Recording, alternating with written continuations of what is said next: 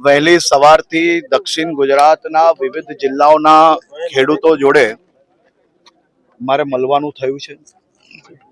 આજે મુખ્યમંત્રી શ્રી ભૂપેન્દ્રભાઈ પટેલના અધ્યક્ષ સ્થાને એમને બી આ બેઠક વિડીયો કોન્ફરન્સના માધ્યમથી લઈને ગુજરાતના તમામ ક્ષેત્રના ખેડૂતોને થયેલી નુકસાનીનો ત્યાગ મેળવ્યો છે.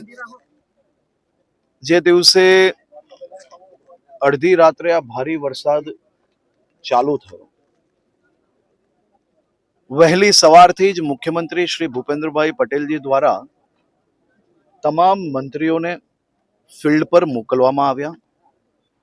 તમામ વિભાગોને એમને ત્યારે જ સૂચના આપી કે વધુમાં વધુ ખેડૂતોની સાથે રહીને કઈ રીતે મદદગાર થઈ શકાય તે દિશામાં કામગીરી ચાલુ કરી લેવી.